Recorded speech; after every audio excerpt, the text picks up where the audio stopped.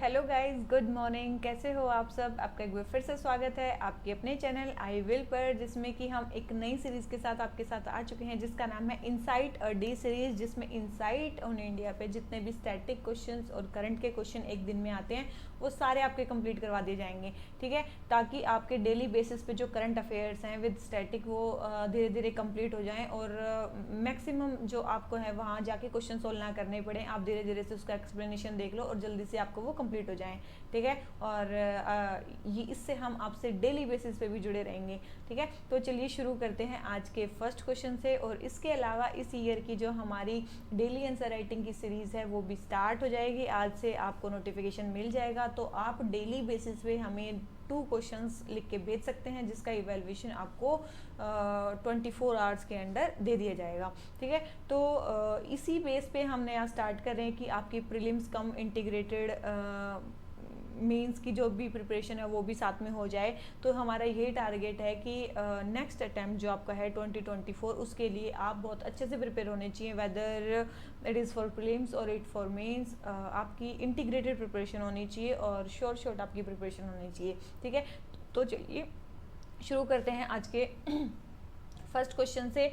और इसके अलावा हम ये तो करंट हो गया हमारा, इसके अलावा जो हमारी नॉर्मल हम स्टैटिक में करवाते हैं, जो किसी कोई भी एक इंस्टीट्यूशन की टेस्ट सीरीज करवाते हैं, तो आप हमें कमेंट सेक्शन में कमेंट करना कि किन 2 कोचिंग इंस्टीट्यूट की टेस्ट सीरीज कराएंगे हम। जिसकी भी आप बोलोगे मैक्सिमम कमेंट जिसके आएंगे उसी की टेस्ट सीरीज मेनली करवाई जाएगी प्रीलिम्स के लिए। ठीक है, तो प्रीलिम्स के लिए जो मेनली टेस्ट सीरीज करवाई जाएगी वो आप हमें बता देना कमेंट सेक्शन में। मेनली एक विजन की तो होती है, इसके अलावा एक और अब की बार टेस्ट सीरीज कंप्लीट करवाई जाएगी। ठीक है, तो चलिए स्टार्ट करते हैं फिर भी आज के फर्स्ट क्वेश्चन से।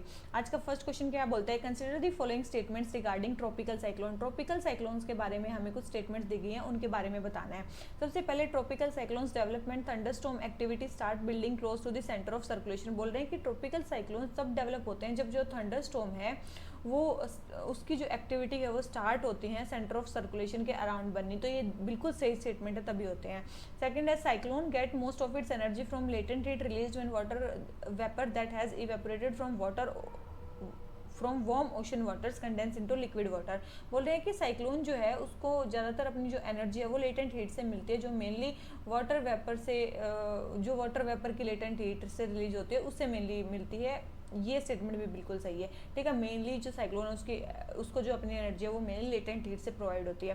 थर्ड है, वार्म फ्रंट्स और cold fronts are mainly associated with tropical cyclone. तो आपको एक चीज़ पता होगी कि 2 टाइप के साइक्लोन होते हैं, एक होते हैं ट्रॉपिकल साइक्लोन, एक होते हैं टेम्परेट साइक्लोन। जो टेम्परेट साइक्लोन होते हैं ना उनमें मेनली फ्रंट्स बनते हैं, उनमें मेनली वार्म फ्रंट और कोल्ड फ्रंट बनते हैं, और उसके बाद एक बनता है ऑक्लूडेड फ्रंट जब मेनली फ्रंटोलाइसिस होती है और मेनली जो फ्रंट्स हो जाते हैं वो खत्म हो जाते हैं। ठीक है, तो वार्म फ्रंट और जो कोल्ड फ्रंट होते हैं मेनली वो कहाँ पे बनते हैं, वो टेम्परेट साइक्लोन में बनते हैं, ना कि ट्रॉपिकल साइक्लोन में बनते हैं। तो थर्ड स्टेटमेंट हमारी रॉन्ग दे रखी है, फर्स्ट एंड सेकंड स्टेटमेंट हमारी करेक्ट दे रखी है। तो इसमें हमारी केवल 2 ही स्टेटमेंट हैं जो वो करेक्ट हैं। तो इसका आंसर हमारा क्या हो गया, B, only 2 statements are correct. क्योंकि हमसे क्या पूछा था, करेक्ट स्टेटमेंट पूछी थी। ये हमें जरूर देखना है कि हमसे पूछा क्या गया है, करेक्ट पूछी गई है कि इनकरेक्ट पूछी गई हैं। इसके अलावा आपको सारी चीज़ें पता होंगी। ट्रॉपिकल साइक्लोन मेनली ट्रॉपिक्स में बनते हैं। ठीक है, ट्रॉपिकल साइक्लोन्स के अलग अलग नाम होते हैं अलग अलग जगह पे, जैसे कि कैरेबियन के आसपास जो एरिया है वहाँ पे इनको हरिकेन्स बोला जाता है। ठीक है, उनको मेनली हरिकेन्स बोला जाता है। चाइना और फिलीपींस वाला जो एरिया है वहाँ पे इनको टाइफून्स बोला जाता है। ठीक, वहाँ पे टाइफून्स बोला जाता है। मेनली अरेबियन सी और मेनली जो बे ऑफ बंगाल वाला एरिया है वहाँ पे मेनली साइक्लोन्स बोला जाता है। और ऑस्ट्रेलिया वाली जो रीजन है वहाँ पे मेनली इनको विली विली बोला जाता है। ठीक है, वहाँ पे मेनली इनको विली विली बोला जाता है। तो अलग अलग नाम से ट्रॉपिकल साइक्लोन को जाना जाता है। इनकी नेमिंग भी अलग तरीके से होती है, जो मेनली बे ऑफ बंगाल और अरेबियन सी में आते हैं, या फिर जो नॉर्थ इंडियन ओशन में जो मेनली साइक्लोन्स आते हैं उनके नेम जो आपने सुना होगा, वो जो रीजनल स्पेशलाइज्ड मेट्रोलॉजिकल सेंटर्स हैं वे मेनली 6 है। उनमें से एक है Indian meteorological department, world meteorological organisation, mainly वो प्रिपेयर करते हैं। 169 नेम्स, 30 नेशन, 13 नेम्स देते हैं। 169 के हिसाब से आपको पता होगा वो सारी चीज़ें। ठीक है, किस हिसाब से वो नाम लिए जाते हैं वो सारी चीज़ें आपको पता हैं। ठीक है, इसके अलावा जो ट्रॉपिकल साइक्लोन है उसके बनने के लिए क्या क्या कंडीशन चाहिए, उसके बनने के लिए कंडीशन चाहिए कि भाई 27 डिग्री से ज़्यादा टेम्परेचर होना चाहिए, 27 डिग्री सेल्सियस से ज़्यादा टेम्परेचर होना चाहिए, कोरियोलिस फोर्स होनी चाहिए, टेम्परेचर ज़्यादा होना चाहिए, कोरियोलिस फोर्स होनी चाहिए और जो वर्टिकल विंड स्पीड है वो भी कम होनी चाहिए। बस ये सारी चीज़ें हैं। और मेनली जो हायर लेवल पे मतलब सी लेवल से हायर लेवल पे मेनली क्या होना चाहिए, डाइवर्जेंस शो करना चाहिए। तो ये सारी कंडीशन है मेनली ट्रॉपिकल साइक्लोन के बनने के लिए। ठीक है, अभी रिसेंटली कौन सा साइक्लोन आया अरेबियन सी में, वहाँ पे आया बिपरजॉय, आपने सुना होगा नाम ना, बिपरजॉय। ठीक है, बिपरजॉय साइक्लोन का नाम आपने सुना होगा। तो ये मेनली साइक्लोन आया हुआ है। इसके अलावा और ट्रॉपिकल साइक्लोन के लिए एक इंपॉर्टेंट क्राइटेरिया है कोरियोलिस फोर्स। ठीक है, कोरियोलिस फोर्स मेनली चाहिए इसके लिए। कोरियोलिस फोर्स मेनली क्या है, ये एक ट्रॉपिकल साइक्लोन को अगर नॉर्दर्न हेमिस्फीयर को की बात करें तो वहाँ पे एंटी क्लॉकवाइज डायरेक्शन में मूव करवा देती है और साउदर्न हेमिस्फीयर में ये क्लॉकवाइज डायरेक्शन में मूव करवाती है किसी भी साइक्लोन को। ठीक है, तो ये हो गया हमारा ट्रॉपिकल साइक्लोन के बारे में जल्दी से। ठीक है, तो ये हो गया tropical cyclone. Question number first हो गया कंप्लीट। आ जाते हैं क्वेश्चन नंबर सेकंड पे। हमें बताना है फूड ग्रेन मैनेजमेंट में इंडिया में कौन कौन सी एजेंसीज इन्वॉल्व है। ठीक है, फूड का ग्रेन का मैनेजमेंट करवाना है। तो सबसे पहले है food corporation of India, central warehousing corporation, warehousing development authority, railway और civil supply departments of state. तो ये सारी ही जो है वो मिलके फूड ग्रेन का मैनेजमेंट करते हैं इंडिया में। ठीक है, तो ये सारी ऑर्गेनाइजेशन एसोसिएटेड है। तो इसका आंसर हमारा क्या हो जाता है, डी। ठीक है, अब जाते हैं नेक्स्ट क्वेश्चन पे। नेक्स्ट क्वेश्चन हमें क्या बोलता है, which of the following schemes are implemented by ministry of agriculture and farmer welfare. Ministry of agriculture और फार्मर वेलफेयर जो है वो कौन सी स्कीम्स को इम्प्लीमेंट करती है। तो सबसे पहले है दे रखी है एग्रीकल्चर इंफ्रास्ट्रक्चर फंड, बिल्कुल इसको इम्प्लीमेंट करती है। सेकंड है mission for integrated development of horticulture, बिल्कुल इसको भी मेनली इम्प्लीमेंट करती है। थर्ड है प्रधानमंत्री किसान संपदा योजना। देखो प्रधानमंत्री जो किसान संपदा योजना है ना, उसके लिए जो स्कीम है वो कौन सी है, ministry of food processing. Ministry of food processing की जो स्कीम है mainly ministry of food processing वो मेनली इसको कंट्रोल करती है, ना कि मिनिस्ट्री ऑफ एग्रीकल्चर। और फोर्थ है नेशनल फूड सिक्योरिटी एक्ट। तो आपने सुना होगा ministry of food security act में जो मिनिस्ट्री है वो कौन सी है, मिनिस्ट्री ऑफ कंज्यूमर अफेयर्स। कौन सी है, मिनिस्ट्री ऑफ कंज्यूमर अफेयर्स जो मिनिस्ट्री है।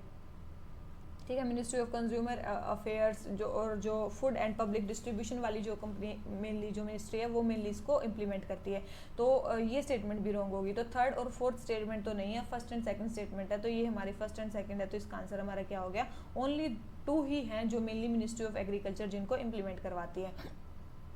ठीक है, तो इसका आंसर ये हो गया हमारा कंप्लीट। आ जाते हैं नेक्स्ट क्वेश्चन पे।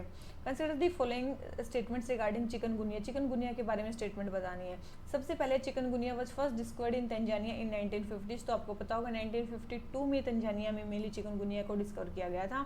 सेकेंड है tropical region currently see the highest rate of chikungunya virus. बिल्कुल ट्रॉपिकल रीजन में सबसे ज़्यादा चिकनगुनिया के केसेस होते हैं। और थर्ड है एशियन टाइगर जो मॉस्किटो है वो भी चिकनगुनिया को ट्रांसमिट करता है। देखो वो भी, इसका मतलब और कौन करता है, एक और मॉस्किटो जो बहुत फेमस है चिकनगुनिया के लिए वो है एडीज मॉस्किटो।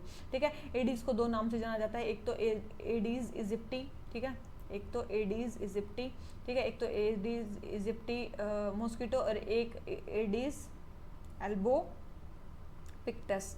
क्या है, एक है एडीज इजिप्टी और एक है एल्बो पिक्टस। ये मेनली 2 टाइप के मॉस्किटो हैं जो मेनली चिकनगुनिया को फैलाने में मेनली यूज होते हैं। और आपने ये चीज़ सुनी होगी कि एडीज मॉस्किटो जो है ना केवल चिकनगुनिया को नहीं डेंगू को भी स्प्रेड करता है। ठीक है, आपने सुना होगा ना कि ये डेंगू को भी स्प्रेड करता है। याद रखना एडीज मॉस्किटो है ये डेंगू को भी स्प्रेड करता है, याद रखना इसके लिए। ठीक है, तो ये तीनों स्टेटमेंट करेक्ट है। तो इसका आंसर हमारा क्या हो जाता है, डी। ठीक है, वैसे चिकनगुनिया देखो चिकनगुनिया के लिए अभी रिसेंटली एक वैक्सीन बन रही है लेकिन वो ट्रायल फेज में है, अभी तक कोई वैक्सीन नहीं बनी है। ठीक है, तो अभी तक चिकनगुनिया के लिए कोई वैक्सीन नहीं है अवेलेबल, लेकिन अभी ट्रायल बेसिस पे है। ठीक है, अभी ट्रायल बेसिस पे थी इसलिए उसका नाम आ रहा था। तो अभी वो अप्रूव हुई नहीं है, तो इसका मतलब इसको करने का अभी ज़्यादा कोई फ़ायदा है नहीं। इसके अलावा गवर्नमेंट भी चिकनगुनिया को प्रोटेक्ट करने के लिए काफ़ी सारी स्कीम्स चला रही है। जैसे कि एक स्कीम है गवर्नमेंट की national vector borne disease control programme. ठीक है, national vector borne disease control programme. Vector borne मतलब जो वेक्टर से बोर्न होते हैं, जैसे कि मॉस्किटो से जो बोर्न होते हैं डिजीज, उनके कंट्रोल करने के लिए एक प्रोग्राम चलाया गया है। ठीक है, वेक्टर बोर्नी कौन कौन से डिजीज होते हैं, जैसे कि मलेरिया, चिकनगुनिया, इसके अलावा फाइलेरियासिस, काला अजहर। ठीक है, ये सारी जो इस टाइप की बीमारी है इनको रोकने के लिए मेनली गवर्नमेंट ने ये इनिशिएटिव चलाया गया है। और ये इनिशिएटिव किसके अंडर है, ministry of health and family welfare के अंडर ये इनिशिएटिव चलाया गया है। ठीक है, ध्यान रखना इन सारी चीज़ों को। तो ये हमारा चिकनगुनिया है उसके बारे में सारी चीज़ें हो जाती हैं कंप्लीट। आ जाते हैं नेक्स्ट क्वेश्चन पे।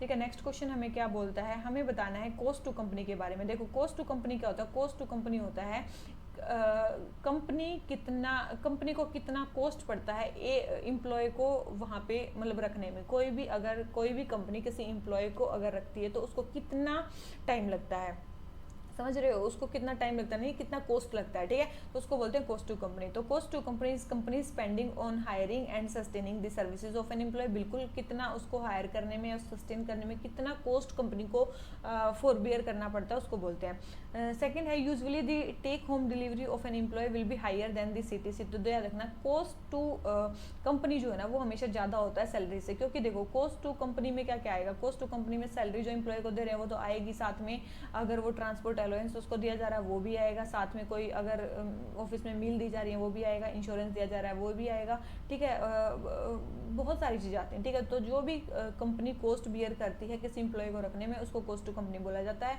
तो यूजुअली जो टेक होम डिलीवरी है वो काफ़ी कम होती है एज कम्पेयर टू सीटीसी, तो कॉस्ट टू कंपनी से।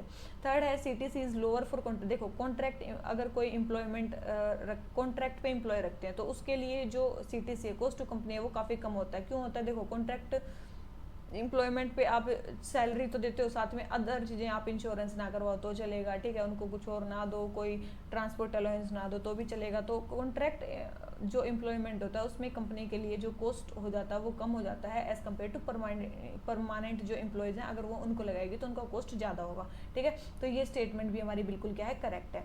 तो फर्स्ट एंड थर्ड स्टेटमेंट हमारी करेक्ट है, सेकंड स्टेटमेंट हमारी रॉन्ग है, तो ये इसका आंसर हमारा रहता है सी, ठीक है। कॉस्ट टू कंपनी का मतलब होता है कंपनी को कितना कॉस्ट बियर करना पड़ता है किसी एक एम्प्लॉय को अपनी कंपनी में रखने के लिए, ठीक है। तो ये होता है कॉस्ट टू कंपनी। तो हमारे जो करंट अफेयर्स के 5 क्वेश्चन हो जाते हैं कंप्लीट। अब आ जाते हैं अपने स्टैटिक के 5 क्वेश्चंस पे। पहला क्वेश्चन क्या है, the cave is carved into hard monolithic granite rock face of Barabar Hills flank to its left by smaller Sudama caves. बोले कि जो ये केव है ये हार्ड मोनोलिथिक ग्रेनाइट की रॉक है जो मेनली ब्राबर हिल्स की है, ठीक है। देखो बराबर हिल्स में कुछ ही केव्स हैं और उसके लेफ्ट में क्या है, सुदामा केव है, तो आपको पता होना चाहिए कौन सा है। और सेकंड है the ornamentation on the carved architecture of the cave consist of carving of elephants on their way to the stupas.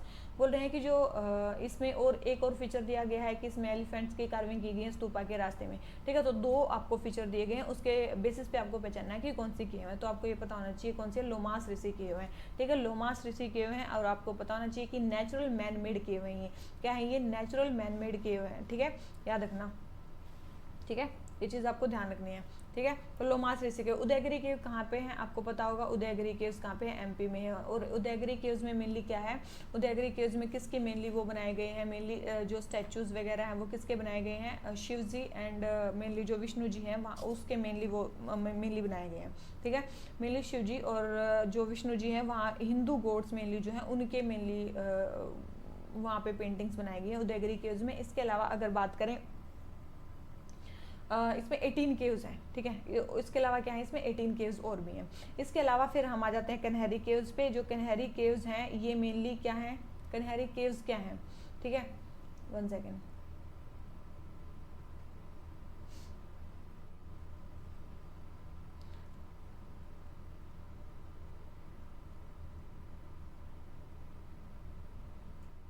ठीक है, तो कन्हैरी केव्स क्या है, कन्हैरी केव्स मेनली महाराष्ट्र में है और ये mainly Sanjay Gandhi national park के अंडर मेनली मतलब कन्हैरी केव्स पाए जाते हैं, ठीक है। संजय गांधी नेशनल पार्क के अंडर है, ये महाराष्ट्र में है। एलिफेंटा केव्स के बारे में बहुत फेमस है, वर्ल्ड हेरिटेज साइट में 1987 में इनको इंक्लूड किया गया था यूनेस्को की वर्ल्ड हेरिटेज साइट में, ठीक है। और इसमें हिंदू और बुद्धिस्ट दोनों की केव्स हैं, तो ये चीज़ ध्यान रखनी है इनके बारे में। तो ये जो मेनली फीचर्स दिए गए हैं किसके बारे में दिए गए हैं, ये लोमास ऋषि केव के बारे में दिए गए हैं, ठीक है। ये मैंने बता दी थी मैन मेड बुद्धिस्ट केव है, ठीक है, नेचुरल बोल रही हूँ। तो मैन मेड बुद्धिस्ट केव्स हैं ये जो लोमास ऋषि केव्स हैं।